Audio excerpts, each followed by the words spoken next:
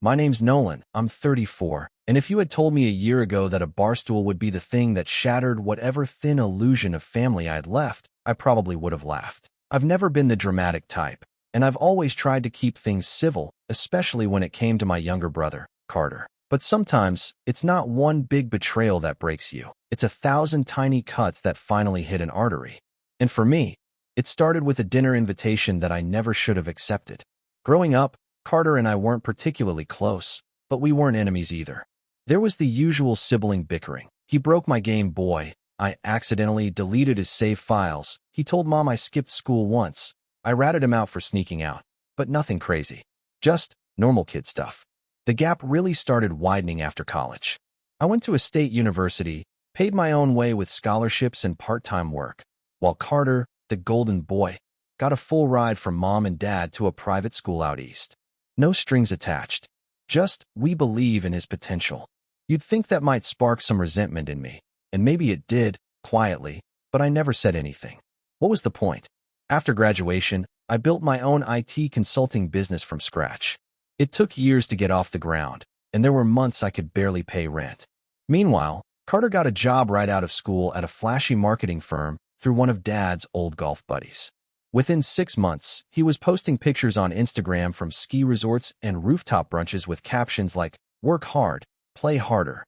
Again, I didn't say anything. Let him have his fun. Our parents always had this way of brushing me aside while shining the spotlight on him. I was independent, they'd say. You never needed much from us. Carter, on the other hand, was sensitive, creative, the dreamer. So when he needed money to cover rent one summer because he'd blown his paycheck on a weekend in Vegas, of course Mom wired it over without hesitation. When I asked for a small loan to help me cover my business taxes one year, I got a lecture about financial responsibility and learning from my mistakes. Still, I didn't fight it. I told myself it didn't matter. But it did. I kept the peace. Every family dinner, every birthday, every holiday, I showed up. I smiled. I asked Carter about work, even though he never asked about mine. I bought thoughtful gifts while he showed up empty-handed. I helped Dad move his tools to the new garage one summer, spent 4 hours sorting bolts and labeling shelves. Carter showed up after everything was done, took a few selfies with the toolbox, and posted them like he'd done the heavy lifting. When Carter announced he was getting married to a woman named Dana, a polished, Pinterest-perfect PR consultant with a laugh like wind chimes, I genuinely wanted to be happy for him. I even offered to help. I figured maybe, just maybe, this could be a fresh start, a chance to connect. So when Carter called and asked if I'd be willing to cover the rehearsal dinner as my contribution, I didn't hesitate. Of course, I said. Just send me the details. He told me it would be at this rustic Italian place in the city, one of Dana's favorites. I looked it up. $3,000 for a group dinner wasn't exactly pocket change, but my business had done well that quarter, and I figured it was worth it. It was family. It was Carter. I didn't hear much from him for weeks after I agreed to foot the bill. No updates, no thank you text. I assumed I'd get an invite with the time and place, maybe a note of appreciation. Instead, 2 days before the event, I got a forwarded email with the subject line, "Rehearsal Dinner Final Headcount." No message from Carter, just a forwarded email from Dana's assistant. The guest list was long. Dana had invited what looked like half her firm, and I noticed something strange. My name was tucked in at the bottom under miscellaneous/extended family. I brushed it off. Maybe it was just a formatting thing. Then came the night of the dinner. I arrived early, dressed in a navy blazer and button-up, not too formal, but presentable. The restaurant was stunning. Exposed brick walls, flickering candlelight, soft jazz humming in the background. The hostess smiled and led me to the private dining area in the back, where a long table stretched across the room, elegantly set with name cards and centerpieces. And there, near the front, were my parents, Carter, Dana, and her family, already seated, already laughing. It felt like walking into a scene I didn't quite belong in. I scanned the table for my name. Nothing. Then I saw Carter standing near the bar with a drink in hand. I walked over, smiling, and gave him a quick one-armed hug. "Hey man, place looks great." He looked me up and down, then nodded. "Yeah, Dana really wanted something classy." I nodded, waiting for some kind of acknowledgement. "Thanks for covering it. Glad you're here," something. But instead, he just sipped his drink and motioned with his chin. "Your seat's over there." I turned and saw a bar stool near the wall, a small cocktail table with a single setting. No centerpiece, no name card, just isolation. I blinked. Is there a reason I'm not at the table? Carter raised an eyebrow like I'd just asked if the sky was blue. It's just, Dana's family is sitting with us. Real family. We had to make room for her uncles and the wedding planner's assistant, so. He trailed off like that explained everything. Real family. That word echoed in my chest like a slap. I looked at my parents across the room. Neither of them looked up. Not even a wave. I don't know how long I stood there, but eventually, I sat. At the bar stool. I watched as the toasts began. I watched as the waiter poured everyone else a round of champagne and skipped me entirely. I listened to Dana's father say something about how blessed we are to have everyone here, and I chewed my chicken piccata in silence.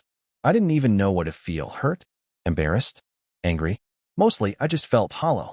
Then, dessert came. Someone passed out slices of tiramisu and started clapping for the couple. The mood was buzzing. And just when I thought it was finally over, the waiter approached me with a smile and said, "Hi there. Are you the one handling the check for the group tonight?" I looked up, and that's when something in me shifted. I didn't say anything right away. The waiter stood there, pen poised over his little black pad, smiling politely, like this was just another normal moment in a normal dinner. I looked back toward the long table where my brother and his fiancée were laughing about something her cousin said. My parents were seated beside them, deep in conversation with Dana's aunt. No one looked my way. No one even glanced. And suddenly, the air around me felt different, colder, thinner, like I wasn't part of this room at all. I looked back at the waiter and gave a polite nod. "Yeah, I'll take care of it." He smiled again and walked off to get the bill. But something inside me was already shifting, a quiet sort of storm gathering in my chest. I wasn't angry. Not yet. Not in that moment. It was something deeper, heavier.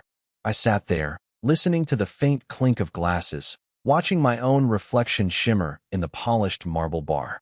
And in that moment, a question started forming in the back of my mind. Why do I keep showing up for people who never show up for me? I sat through the rest of that dinner like a ghost, silent, invisible. I picked at the tiramisu. I watched the speeches and claps. Carter stood up and gave some long-winded toast about love being an adventure and family being the anchor. I actually laughed out loud at that. Just once, a quiet snort into my glass. No one noticed. Or if they did, they didn't care. The next morning, I woke up with a hollow chest and a splitting headache. Not from alcohol. I'd barely touched the wine. It was something else. A mental hangover. The kind you get after spending too much time around people who make you feel small. I paced around my apartment, making coffee I didn't even want, scrolling through messages that weren't there. No thank you text. No check-in. No, "Hey, great seeing you last night." Nothing. Then, that afternoon, I got a message from Dana. It wasn't a thank you either. It was a reminder to confirm the final payment for the rehearsal dinner. The tone was chipper and professional, like she was talking to a caterer. No mention of the barstool. No mention of being shoved to the margins like a stranger at my own brother's event. I stared at her message for a full minute before typing out a response. Then deleting it. Then typing it again. Then deleting it. Eventually, I just closed the app and went for a walk. I needed space. But space didn't help. Not really. Because 2 days later, we had the wedding rehearsal itself, and I had to show up. I was one of the groomsmen. Yeah, after all that, I still had a role to play. I know how that sounds. Spineless. Pathetic, even. But it's hard to walk away when you've spent your whole life convincing yourself that if you just try harder, if you just stay quiet and helpful and generous, maybe, they'll finally see you. The rehearsal was held at the venue, a modern glass chapel overlooking a lake. It was beautiful. Crisp white chairs, floating candles and little glass bowls. Rows of tulips arranged like a magazine cover. But none of it felt real to me. I kept thinking about that barstool. About Carter not even flinching when he told me to sit over there. About the way my parents didn't blink. During the walkthrough, Dana handed out little gift bags to her bridesmaids. Custom robes, jewelry, monogrammed tumblers, the whole Pinterest package. Carter handed out matching cufflinks to the groomsmen. Except, he didn't give me a set. He didn't even look my way. I was standing right there, second in line behind his best man, watching him hand out those velvet boxes like Oprah, one by one. When he was done, he looked up and just went, "Oh, sorry, Man, I only ordered 5. Didn't know you were confirmed. Confirmed. Like I was a name on a spreadsheet. Like I wasn't the guy who literally paid for the dinner 2 nights ago. Like I wasn't his brother. I opened my mouth, but nothing came out. What was I even supposed to say? Hey, remember me? The one who raised your goldfish when you went to camp? The one who bought you a used Xbox for your graduation because mom said she couldn't afford one and then magically bought you a car 3 weeks later? Yeah, no, that wasn't the moment. I stayed quiet. Again, after rehearsal, we gathered at Dana's parents' house for drinks and light snacks. It was supposed to be casual bonding. The house was massive, gated driveway, indoor fountain, the works. Everyone mingled on the patio. I found a corner near the fire pit and stuck to my drink. I didn't know most of the guests, and the ones I did know didn't really seem to know me.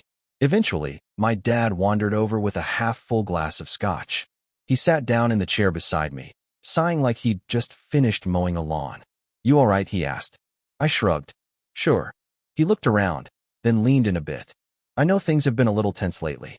Carter's got a lot on his plate. Dana's family is intense. But it's his big day. Just try to go with the flow, all right? Go with the flow. That phrase rattled around in my skull like a loose screw. I'd been going with the flow for 3 decades. What did it get me? A Barstool. No cufflinks. And now a lecture about how hard it must be for Carter. I nodded. Sure, Dad. I'm good. He gave my knee a quick pat like he was proud of me, then stood and walked off before I could say anything else. That night, I went home and sat in the dark. I didn't even turn on the lights. I just sat there, thinking. About my childhood. About how many birthdays I spent watching Carter blow out the bigger cake. About the time I scored 2nd place in the state science fair and Mom told me, "That's great, but Carter's art piece is going to be displayed at the district board meeting." About the way they always framed me as the one who didn't need praise. Maybe that was true once, but not anymore. The next morning was the wedding. I arrived early, earlier than everyone else, in fact. I brought my own cufflinks. Plain silver ones I'd gotten years ago from an old client as a thank you gift. I sat in the dressing room and waited as the other groomsmen filed in, laughing and high-fiving and sipping from those little bottles of bourbon someone had brought. Carter walked in last. He looked sharp, black tux, hair slicked back, smile like a toothpaste commercial. He barely looked at me, just clapped his best man on the back and started taking photos with the photographer. At one point, Dana came in, saw me sitting off to the side, and said, "Oh, Nolan, could you help grab the extra chairs from the back? We need 6 more for the cocktail hour." I blinked. I'm one of the groomsmen. She tilted her head like I'd just said I was the valet. Yeah, but you're not in the early photos, so it's fine. Please. Then she walked off before I could answer. I looked at Carter. He didn't say a word. Didn't even shrug. Just kept posing. That was the moment. The real one. Not the barstool. Not the cufflinks. Not even the chairs. It was the way he didn't care. Not a flicker of concern on his face. Not even a twitch of discomfort. Like my humiliation was routine. Expected. Normal. I got up, walked to the back room, and grabbed those damn chairs. One by one. And as I carried the last one out to the patio, sweat starting to stain the collar of my shirt, I caught a glimpse of my mother standing by the bar, chatting with Dana's mother. I heard her say, "Oh yes, Carter's always been the star of the family. Nolan's sweet, but he's more of a behind-the-scenes kind of guy." I froze, just for a second. Then I set the chair down, walked back into the dressing room, and sat back down, my heart thudding like a war drum. Something inside me was burning now, slow, steady. Not rage. Not yet. Something older. Deeper. I checked my phone. Still no message from Carter. No, thanks for handling the dinner. No acknowledgement. And then, 15 minutes before the ceremony was supposed to begin, the wedding coordinator walked into the room and handed Carter the final invoice for the rehearsal dinner. His eyes scanned it. Then they flicked up to me. And just like that, everything changed. He stared at the invoice like it was written in a foreign language. His eyebrows pinched together, his mouth opened just slightly, this faint little twitch like he might try to laugh it off. But nothing came out. He just looked over at me, holding the paper like a piece of evidence in a courtroom, and said, loud enough for half the room to hear, "Hey, didn't you say you were covering this?" My mouth went dry. Every groomsman in that room went quiet, except for the best man, who let out an awkward chuckle and sipped his drink like he wanted to disappear into the wallpaper. The photographer kept snapping pictures, pretending not to notice. The stylist in the corner suddenly got very busy with her brush kit. And I sat there, cufflinks on, tie perfectly adjusted, staring up at my brother. There it was. The moment he turned what should have been a private conversation into a public performance. One final act of control before the vows. One last jab to remind everyone that I was the helpful one, the wallet, the assistant, not the brother, not the equal. I stood up slowly, walked toward him. My legs were steady, but my hands were cold. I reached for the invoice, took it gently from his hand, and glanced at the total. $3,472.19. Tax, gratuity, and a few last-minute upgrades apparently. I folded the paper neatly in half, tucked it into my inside jacket pocket, looked him in the eye, and said, "Good luck with that." Then I turned and walked out of the room. No yelling, no scene, just calm, steady footsteps down a carpeted hallway, past the chapel entrance, past the guests beginning to trickle in, past the floral arch that cost more than a month of my rent. I didn't even realize I was holding my breath until I stepped outside into the cold air and let it go all at once. My car was parked 3 blocks away. I walked the whole distance without looking back. I didn't even attend the wedding. No one stopped me. No one texted. No one called. I half expected someone, my mom, my dad, even Carter, to come storming out, demanding I come back, asking how I could do that on his big day. But silence followed me home. A thick, suffocating silence that trailed me all the way to my apartment and settled into my living room like smoke. And then it hit me. This was it. This was the moment I finally stopped trying. It felt awful and freeing. At first, I just sat there on my couch, staring at the same spot on the wall for what felt like hours. The ceremony was probably happening while I was still in my dress shoes, still buttoned up like I hadn't left. I kept thinking, what now? What comes after the moment you burn the bridge you spent your whole life pretending was still worth crossing? The next day, I got the first text. It was from Dana. "Hi Nolan, not sure what happened yesterday, but we really need you to take care of the dinner bill. It's your responsibility. Please don't put us in a tough spot. No, are you okay?" No acknowledgement that I walked out of my own brother's wedding. Just the bill. I didn't respond. A few hours later, a follow-up. "Nolan, this is really unprofessional. Carter and I are extremely hurt. You promised you'd handle this." Then one from my mom. "We need to talk. Carter is very upset. Why would you do this to him?" To him. Not one message asking why I left. Not one word asking what happened. Just assumption and guilt, all wrapped in a tone of maternal disappointment I knew too well. I turned off my phone. The silence was better. I didn't go to the brunch the next morning. I didn't check social media. I didn't reach out to anyone in the family. I went back to work. I met with clients. I drank my coffee in peace. I cleaned my kitchen, finally fixed the leaky faucet, and threw out the cheap cufflink box I'd been keeping for no reason at all. For 3 weeks, I didn't hear from anyone. Not even once. And the crazy thing was, life got better. Not in some dramatic, movie-like way. Just less noise. Less tension. I didn't realize how much of my brain had been occupied with trying to earn their approval until that space suddenly cleared up. It was like uninstalling software you didn't realize was running in the background. I started sleeping better. I started walking more, just around the block after dinner, sometimes with a podcast, sometimes just in silence. The air felt better. I started eating like a human again instead of living off coffee and deadlines. And slowly, something new started to bloom in that quiet space. Me. One morning, I looked around my apartment and realized I wanted more. Not more stuff. Not more people. Just more life. I'd spent so much time being a support beam for everyone else's success that I'd never really looked at what I could build for myself. So I started. I upgraded my website. Invested in some new gear for the business. Started reaching out to potential partners I'd always been too timid to contact. I took on 3 new clients in a month. I hired a freelance designer to rebrand my logo. And for the first time in years, I felt proud when I handed someone my business card. I didn't tell anyone in my family. They didn't ask, which, honestly, made it easier. Then, one Friday night about a month and a half later, I was sitting at a wine bar with a client-turned-friend, just sipping a glass of something I couldn't pronounce, when she asked me, "You always talk about your work. What about your family?" And I paused. I didn't know what to say. It wasn't anger that stopped me. It was clarity. I didn't want to retell the old story. I didn't want to explain the Barstool or the invoice, or the chairs, because those things weren't the point anymore. The point was, I wasn't living under their rules anymore. I just shrugged and said, "It's complicated." She smiled.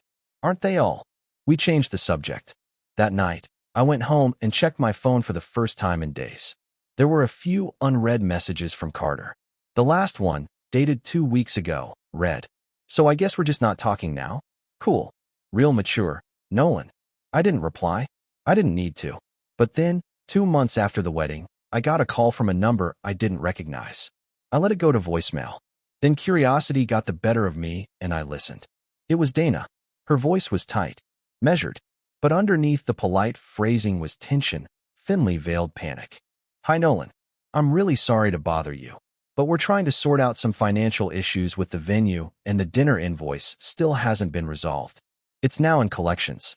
We thought you had taken care of it. If there's been a miscommunication, can we please clear it up?" I stared at the wall, phone still in my hand, and for the first time in a long time, I smiled. Not out of spite, not out of revenge, out of freedom, because I wasn't their safety net anymore. I wasn't their backup plan. I wasn't their behind-the-scenes guy. I was just Nolan, and I was doing fine without them. But that's not where this ends.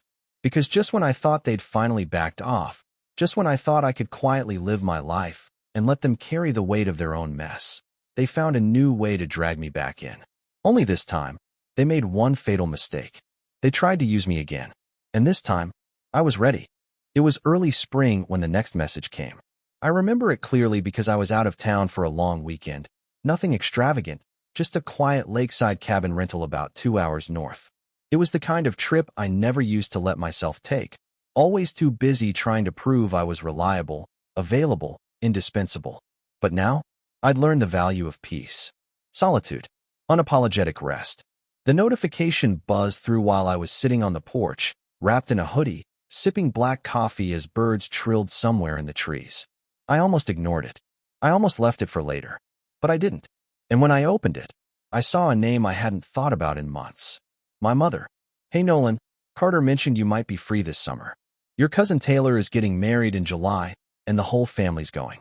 Would be great to have you there. We're renting a big house together. Can you pitch in for the deposit?" I stared at the screen. Deposit? Pitch in?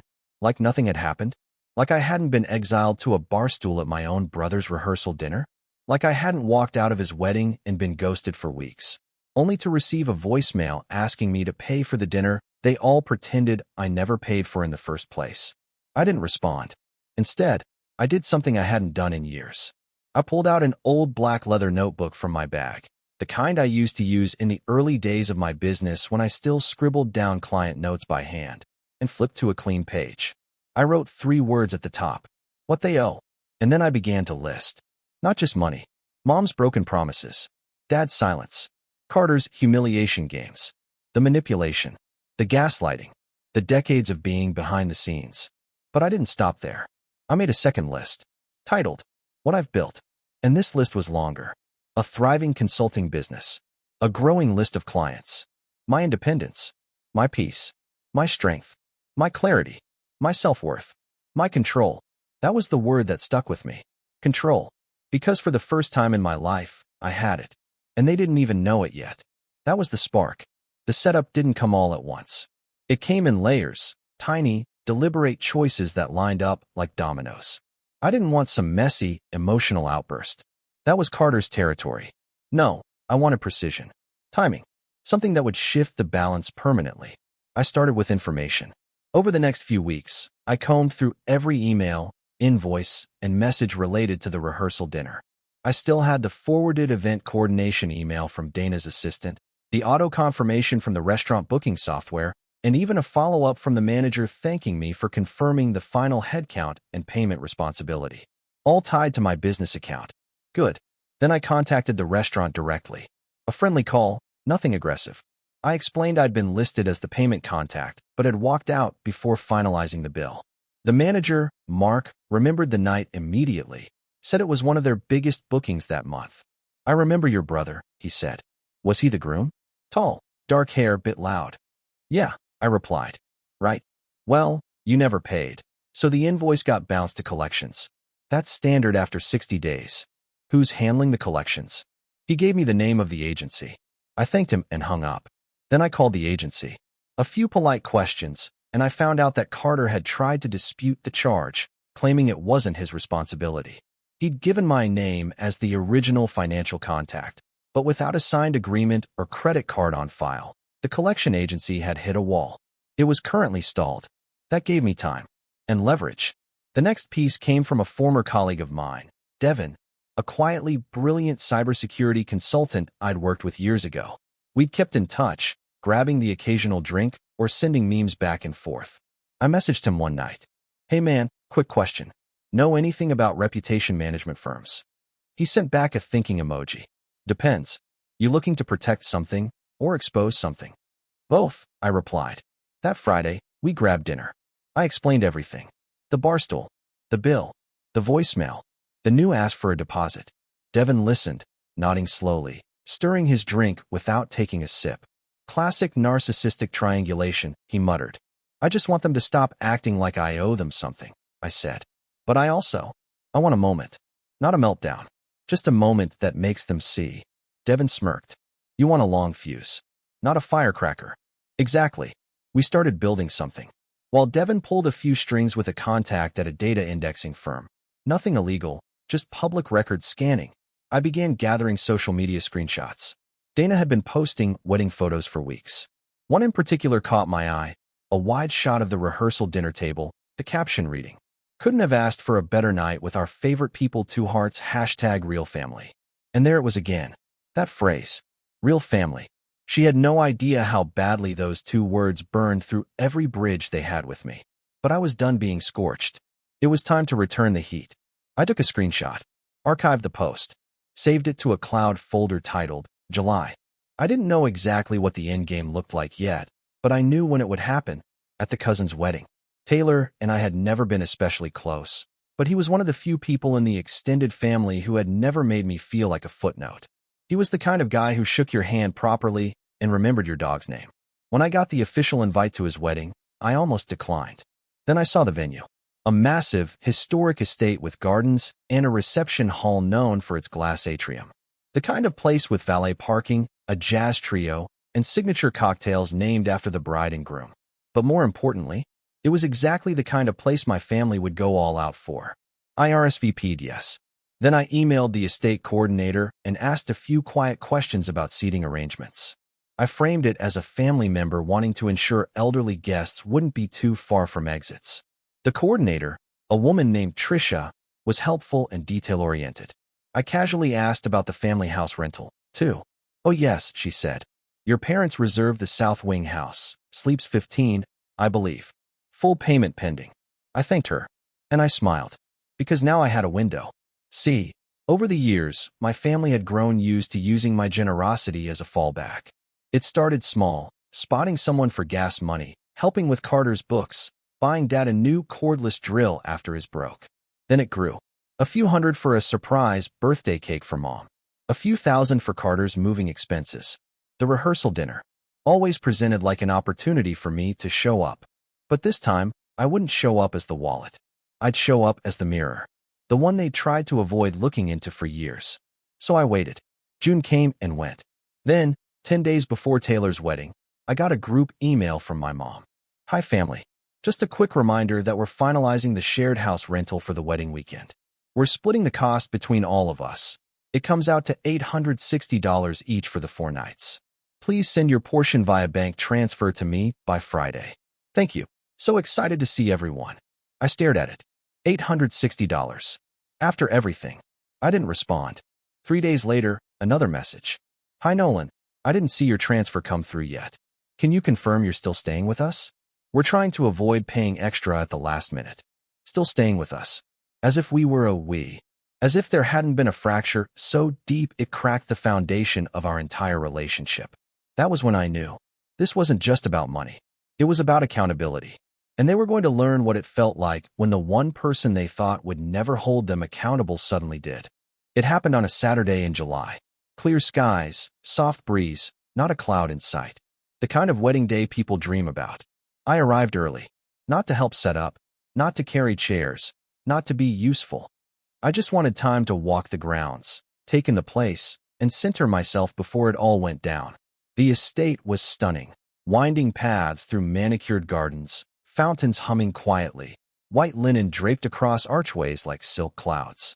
A string quartet was warming up near the entrance to the glass atrium where the reception would take place. Guests were beginning to arrive in waves, dressed in navy suits and pastel dresses, all smiles and small talk. I wore a tailored charcoal gray suit and brought a guest, Jessica, a friend from work who understood the assignment. She knew the whole story, knew the names, knew exactly when to stay close and when to step aside. She'd even practiced the smile I told her to wear when Dana or my mother inevitably walked up with that passive-aggressive glint in their eyes. We were seated in the fourth row during the ceremony, close enough to be visible, far enough to stay unnoticed for now. Carter and Dana sat in the front, of course, Carter in his sunglasses, looking smug and perfectly curated for a family photo op. Mom and Dad flanked him. They hadn't seen me yet. Not really. And when they did, they offered only the faintest wave, as if I were a distant cousin. Not a son, not a brother, just another name on the guest list. Typical. The ceremony passed without issue.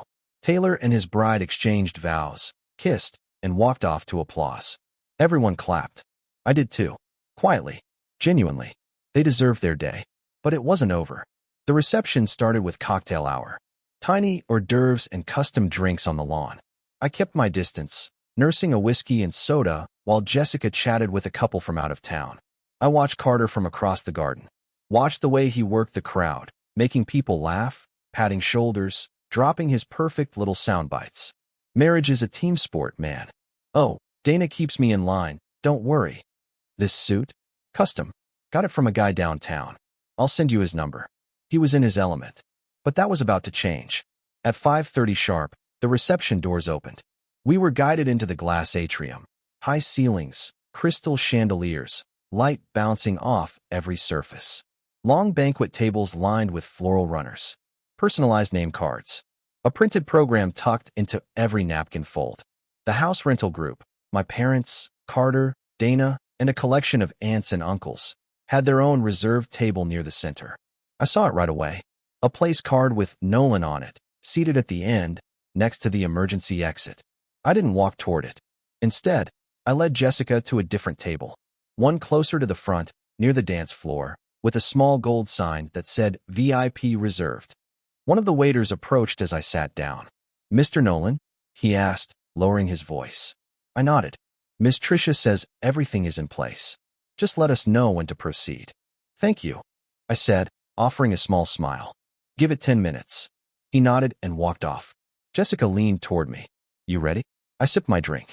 Been ready since I got the text asking for $860. The lights dimmed slightly. Music played. The MC took the mic and began welcoming everyone, moving swiftly into the dinner portion. People settled into their seats. Waiters began delivering appetizers. That's when Carter spotted me. I watched it unfold in real time. His head turned. He saw me at the VIP table. At first, there was confusion, then recognition, then confusion again. His smile wavered. Dana leaned over and said something. His eyes didn't leave mine. I raised my glass, tapped it once, and looked away. Now, for context, here's what they didn't know. About 3 weeks before the wedding, after I confirmed with the estate coordinator that my parents' group reservation was still pending payment, I made my move. I reserved the South Wing house, paid in full, under my business name, quietly, privately. It wasn't hard. The estate had no idea I was related to the people previously listed. I used a corporate booking request through my business account and arranged for 6 custom keycards. When Tricia asked about guest names, I told her we'd finalize them closer to the date. I asked if I could designate someone to manage check-in on my behalf since I might be traveling internationally at the time. She said of course. I gave her Devin's name. Then I waited. 1 week before the wedding, my mother sent another group message. Hey all. Nolan's been quiet. Just confirming you're still good for the house. If not, we'll need to find another person to cover your share. I replied, already taken care of. She responded with a heart emoji. That was all she wrote. So imagine her surprise when she and the rest of the house group arrived at the estate the day before the wedding, tired and sweaty from the drive, only to be told by Tricia that the South Wing had already been checked into, under a different name, and that their reservation had been canceled due to non-payment. They had no rooms, no backup plan, and it was high season. I hadn't been there to see it, but Devin told me everything. The sputtering, the calls, the flailing attempts to find a last-minute rental anywhere within 20 miles. The moment Dana realized she'd have to split a room with my mother, and Carter would be sleeping on a pull-out sofa in the bridal suite with Dana's sister and her newborn. Delicious. And now, sitting at that table, they were trying to figure out how I had ended up at the VIP table, sipping aged whiskey, perfectly composed. But I wasn't done. 10 minutes later, after appetizers were cleared and people were loosening their ties, the MC tapped the mic again. "Before we move on to toasts, we have a quick housekeeping announcement," he said. "One of our guests, Mr. Nolan Winters, has generously covered tonight's bar tab in honor of the newlyweds." A murmur spread through the room. I stood up slowly, took the mic with a smile, and spoke into it calmly. "Just wanted to say congratulations to Taylor and Elise. You two deserve the best. No one else could have pulled off a day this beautiful. And I figured, why not let everyone toast properly?" Laughter. Cheers. Applause. I handed the mic back. Sat down. Across the room, Carter's face was stone. Dana looked like she'd bitten into a lemon. But I wasn't smiling for them. I was smiling for me. Because for the first time in my life, I wasn't proving anything. I wasn't trying to be included. I wasn't showing up to be recognized. I was showing up because I wanted to, and because I could. I didn't need a name card. I didn't need their seat at the table. I'd built my own. After the reception, Carter finally approached me. Waited until most guests were outside lining up for sparklers. His voice was low, clipped. "You really couldn't just let it go, huh?" I sipped the last of my drink. "Let what go?" "You know what?" I leaned in slightly. "You mean the Barstool? The unpaid dinner? The voicemail from Dana? Or maybe the part where Mom called me behind the scenes like I'm a stagehand in my own life?" He swallowed. "It wasn't meant like that." I nodded. "Doesn't matter. I'm done being your footnote." He looked away, jaw tight. "So this was revenge?" "No," I said, standing up. "This was a reminder." "Of what?" I smiled. "That I'm not the one who needs me anymore." And I left. Didn't wait for a response. Didn't look back. Jessica was already by the door, holding my jacket. We walked out under the stars, past sparklers and laughter, past people who didn't know the history, didn't know what had been built or burned or buried. And for the first time in my life, I didn't care. I didn't need their apology. I didn't need closure. Because I had something better. I had peace. And I had the final word.